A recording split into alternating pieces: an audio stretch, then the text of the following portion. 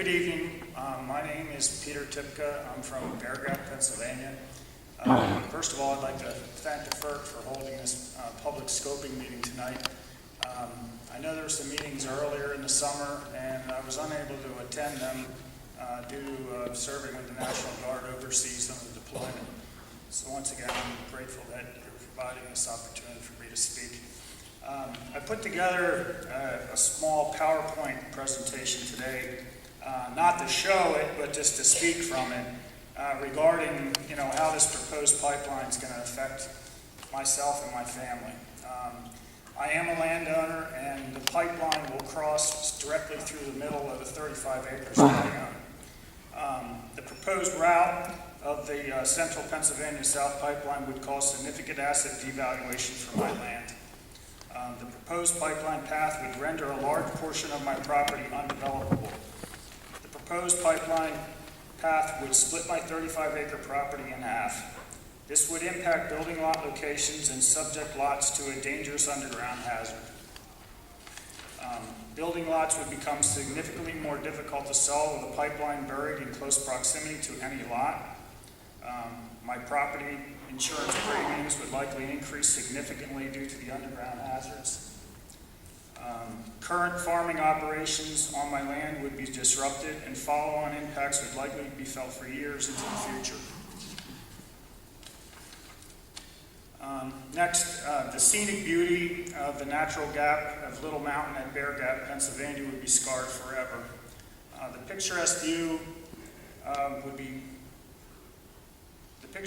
would be scarred by a large swath of trees being removed from the mountain on my mother's property directly adjacent to my property. This would affect property values also. My family has owned and cared for the ground in Bear Gap for over 175 years. We pay our taxes, and we're proud American citizens. And it is our hope that FERC will look after the interests and the everyday citizens before the special interests of a profit-driven energy corporation. Okay, these are some of my additional concerns. The greater anthracite coal region possesses many hidden dangers south of Bear Gap along Big Mountain. Anthracite coal miners have tunneled under the mountains in our region for over 150 years. There are mine subsidence and mine fires throughout the region. The placement of a 42-inch pipeline within proximity of the coal region around Shamokin, Coltmont, and Mount Carmel lends to concerns of safety for our citizens both now and in the future. The Aqua PA Water Company filtration plant is in close proximity to the proposed pipeline. A pipeline accident near this plant could affect every city and municipality in or near the plant.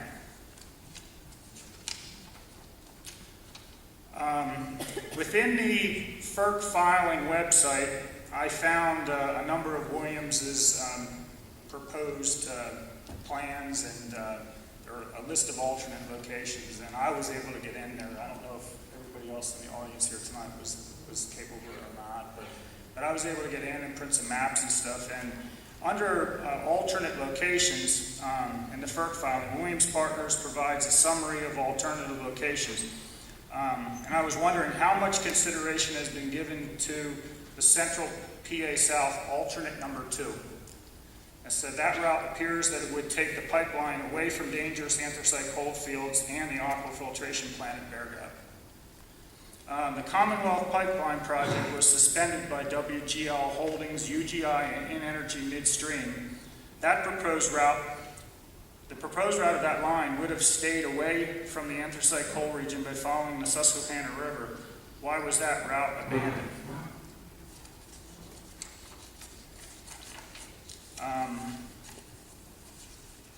In the Williams summary of alternatives, consider page 3, paragraph 3.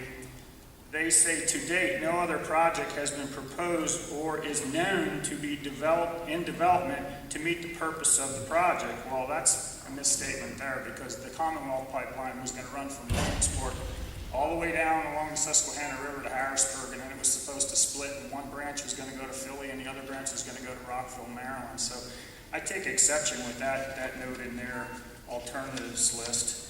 And then on page 15, 6.4.4 CPL SAFO Alternative 2 gives a description of the route that I think would be better served for the people in my area anyway. That would take the pipeline around us and away from dangerous coal fields and the water filtration plant.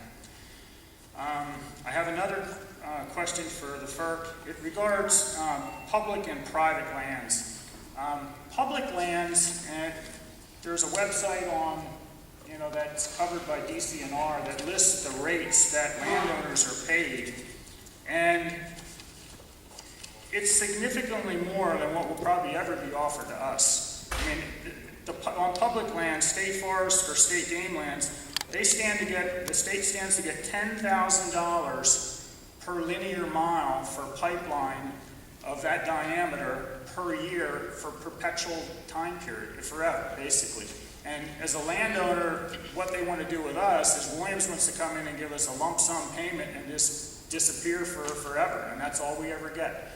But I'd like the FERC to, take that into consideration. It just isn't right when a public lands could be used, and this company, I think, is intentionally staying off of them because they know darn well they'd have to pay more money to the state than they'll ever have to pay to private landowners throughout the location of this proposed pipeline. And then finally, many of the people of the meeting tonight will not even benefit from the gas that travels through the proposed pipeline. It appears that much of the natural gas is designated for refinement facilities near U.S. ports. Eventually, the gas will find its way abroad for subsequent sale in foreign markets. Taking people's land for easement right-of-ways to sell natural gas overseas circumvents the intent of the public utility statutes, plain and simple. Thank you for